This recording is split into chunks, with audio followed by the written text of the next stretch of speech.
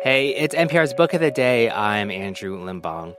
I genuinely think writing is one of the most difficult forms of comedy because, unlike other forms where you can control the tone and the timing, all you have with writing is the words on the page.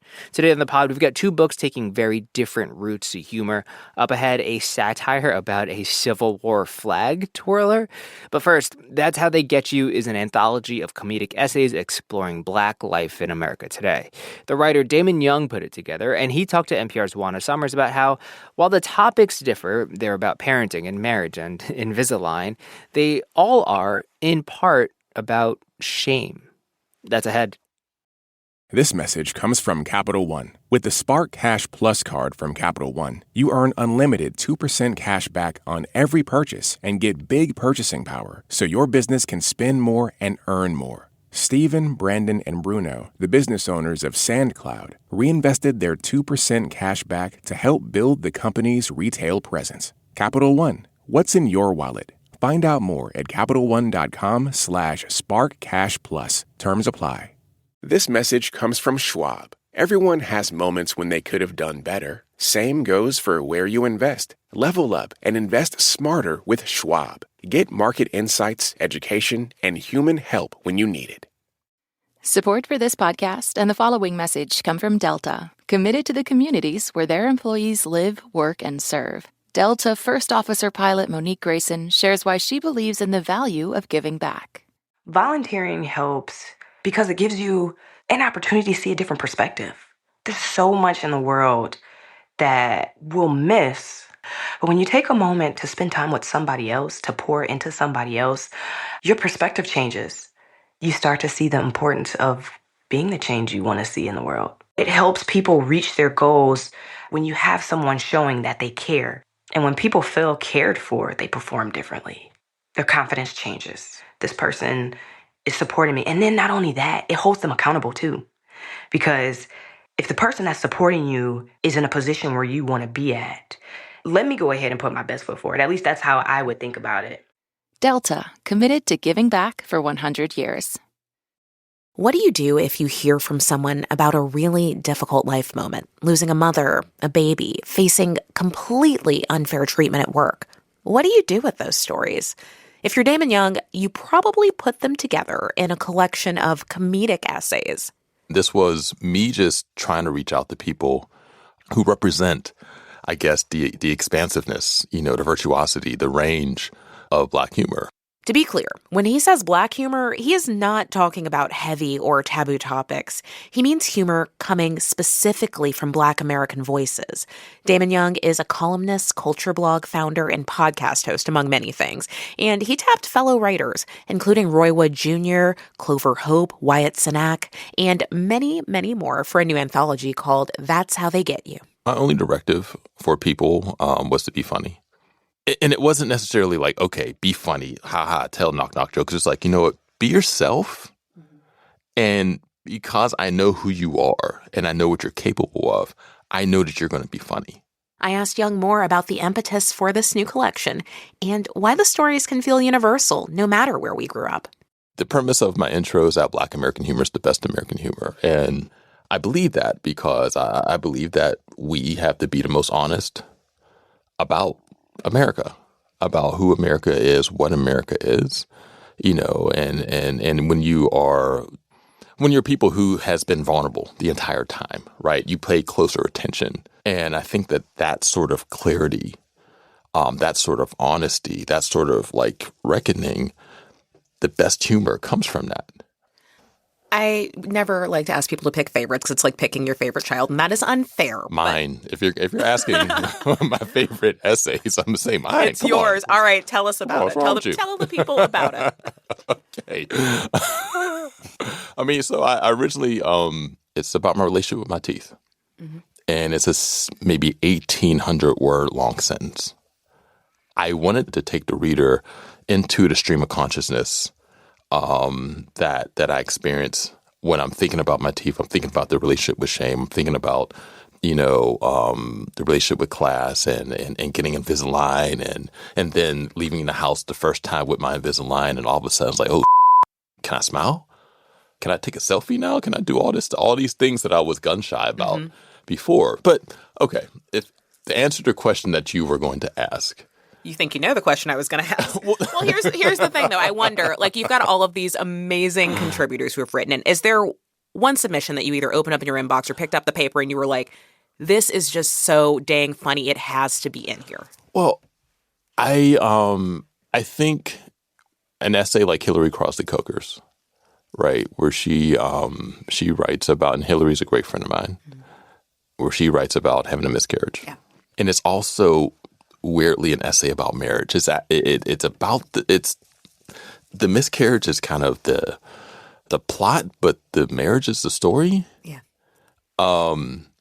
And that essay just blew me away.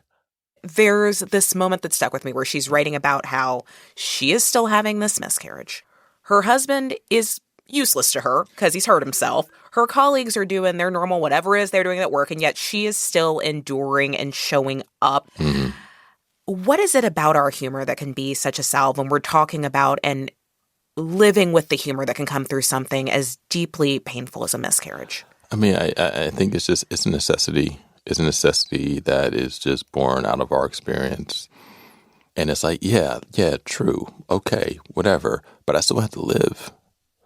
I still have to go to work. I still have to be a present partner. I still have to be a good friend.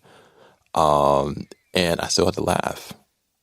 I still have to find the humor. And again, it's not even necessarily finding the humor. The humor is there. Mm-hmm. It's just, whether or not you choose to acknowledge it. I want to ask you about one of my favorite essays, and it's the essay by D. Watkins. D is talking about changing his little girl's diaper and his role as a father. And then he kind of starts meditating on his dad, who struggled with addictions over the years, but he's talking about how he still really loves him and thought his dad was amazing. And then he raises this question of, like, what will my daughter think of me when I grow up? And I know that, Damon, you were a dad, right? I am a dad, yes. How much of that goes through your head? That just felt so relatable when I read it, that, like, how do I measure up? Like, what is she going to think when she's my age and I'm sitting in a rocking chair somewhere? I'm terrified of that thought. I have 2 kids now, a 9-year-old and 6-year-old, and it's like I don't want to do a thing that they're talking about in therapy, right? 25 years later. Mm-hmm. Like, yeah, that is that's an anchoring and animating sort of fear, anxiety, right? Because you don't want to mess your kids up, but we have to figure that out somehow. And again, I really love Dee's work. I really love his perspective, and I thought that him writing about his experience as a parent, there's so much humor to mine out of parenthood.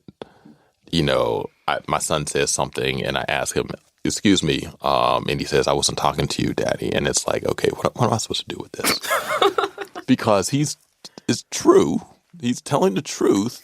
But this is you don't say, I'm not talking to you, Daddy. Okay, there's another way to express that without hurt my feelings, right? I want to ask you, I was reading an interview you did about this collection with the Pittsburgh City paper, and you made the point that one of the recurring themes that you find across all of these essays and all of the parts of this collection is shame. Can you say more about that? So I just had a residency at the University of Pittsburgh. This 2-year stint. The first thing that I told the students is that I want you to extract whatever shames you feel about your background, about your personalities, about all these things that make you, right? Because the best humor comes from an exploration of all those things. It comes from the weird. And the thing is, shame is tricky because the people who don't feel it are the ones who probably need to feel it the most, right? The people who move through life without the capacity for shame should probably feel some shame. And then you have people who feel shame about, growing up poor or maybe not being able-bodied or all these other things that maybe they didn't have much control over. And this collection is an example of that, right? Where, these generous geniuses decided to, dive into their vulnerabilities for this collection. And I'm just greatly appreciative that so many people were willing to go there with stuff that, maybe wasn't comfortable to share, or stuff that maybe they hadn't shared with other people before. We've been speaking with Damon Young, editor of That's How They Get You, an unruly anthology of Black American humor. It's out now. Damon, thank you. Thanks for having me.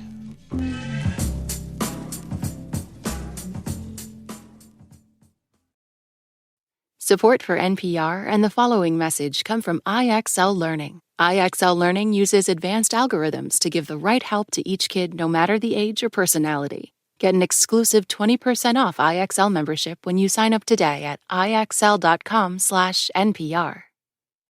This message comes from LinkedIn Ads. Target your buyers by job title, company, role, and skills with LinkedIn Ads. All the professionals you need to reach in one place. Get a $100 credit on your next campaign at linkedin.com/results. Terms and conditions apply. I love a novel about a dumb guy. A guy who can kind of wriggle his way out of situations but always ends up falling into a worse one somehow. Dennard Dayle's novel, How to Dodge a Cannonball, is the latest entry into this genre, and he talks to NPR's Ayesha Rascoe about giving a character like this more than a smidge of sympathy. Every man, save a few simians, deserves freedom. The men on the other side of this field don't understand that. Just a few pages into his new novel, and Dennard Dayle has written a stirring battlefield speech from a general to his troops at Gettysburg. Right now, we can crush the Union center and throw the continent's largest army into chaos. We can show their senators and newsmen that we will not kneel. I won't mince words. We are one charge away from winning this war, but I need you with me. Or rather, Pickett needs you with him. I'll be supervising. The Confederate General Pickett, as in Pickett's charge. And yes, satire is on the march. How to Dodge a Cannonball is, among other things, about the absurdity of the Civil War, as experienced by a 15-year-old from Illinois who seeks glory through flag twirling. Author Dennard Dayle is with us now to talk about it. Were you a flag twirler yourself at any point? Let's see. No, I only served briefly in the Civil War, but... Okay. There are so many Civil War novels. Mm-hmm. Why did you want to write this one? So it had a lot more to do with my own fixation than necessarily some kind of critique of the existing canon. Though, most Civil War novels are written by serious people, so I think I bring something very unique on that term, this sort of catch-22 by way of the 1860s. Talk to us about Anders, because he is this kind of Tom Sawyer, Huckleberry Finn type character, and he's white, and that's like a big part of this.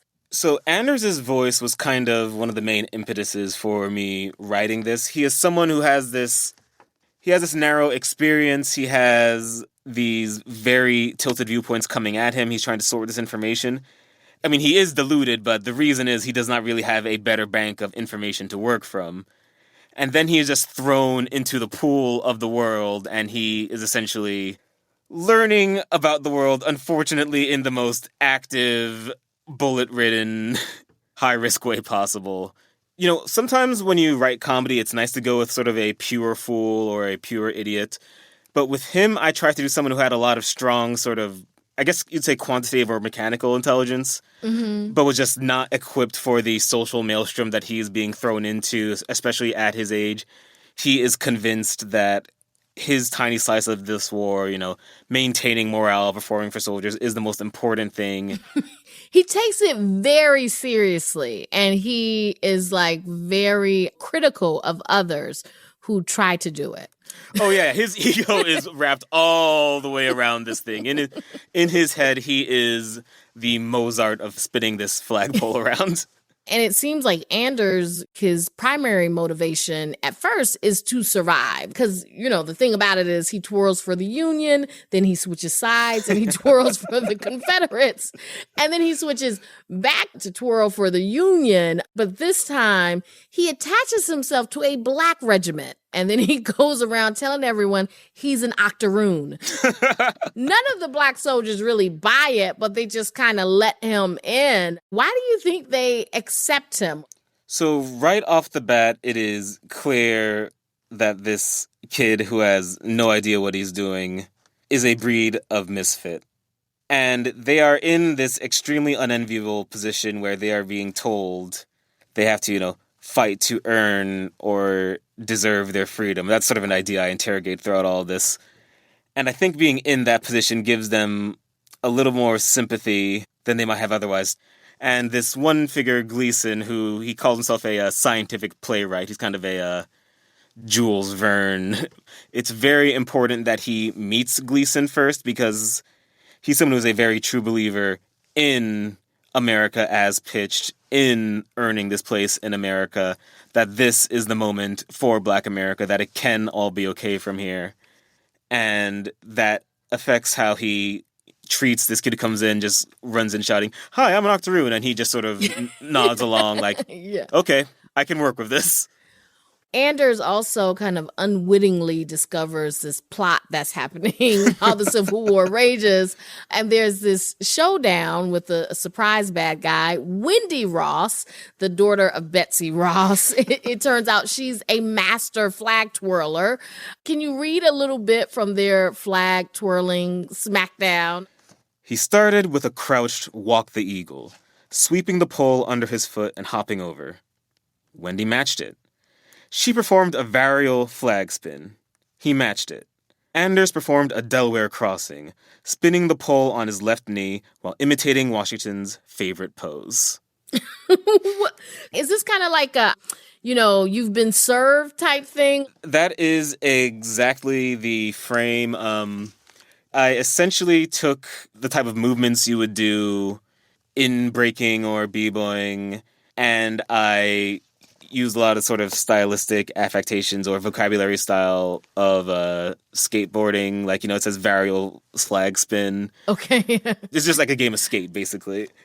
And they have this whole ideological thing behind it because, I'll be careful with the spoilers, but she has a very particular, insane position that she is sort of pitching through the medium of this flag twirling thing at him.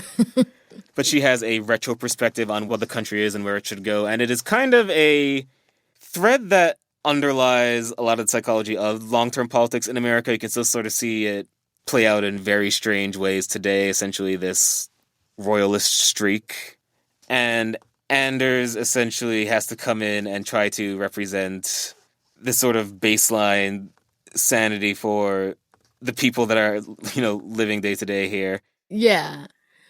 Well, what do you think about Gleason's view that this was the moment? Because it wasn't the moment. It was a moment. It did end slavery, but it really wasn't the moment that Gleason was hoping it would be for Black people. It's one of the core tensions because you and I, sitting on the perch of history, which I have the convenience of writing this book from, we see the whole long road and the dogs and the sharecroppers and any given headline last week ahead. At the same time, there's this tension because you do, in a way, need these people that have this strive or the sort of purist belief to make whatever gains you make. After kind of plumbing the aspects of American identity, in writing this book, has your sense changed of whether a more perfect union is possible? Or are we, kind of doomed to keep reliving this stuff? So when I fell all the way into the rabbit hole of researching and preparing for this book, I think I was actually a little surprised by how, everything there's always like a sub-viewpoint or a sub-faction. Like, it's all very chaotic. And in a way, it was less samey than I expected. And I think that's a good reminder that this is a place of a relatively short history. These are not immutable things. And I think that's half why a lot of us care or even bother, is that we sense that this is a nascent culture that is influenceable. I actually do believe that we can get far better or far worse. We are not necessarily on track for the status quo, yeah. That's Dennard Dayle. His new book is How to Dodge a Cannonball. Thank you so much for joining us. I really appreciate this. This was a great conversation. And that's it for this week on NPR's Book of the Day. Let us know what you think. You can write to us at bookoftheday@npr.org. I'm Andrew Limbong. The podcast is produced by Chloe Weiner and edited by Megan Sullivan. Our founding editor is Petra Mayer. The show elements for this week were produced and edited by Adriana Gallardo, Yaman Mani, Melissa Gray, Alana Torek, Julie Deppenbrock, Ed McNulty, Samantha Balaban, Ashley Brown, and Jeffrey Pierre. Yolanda Sanguini is our executive producer. Thanks for listening.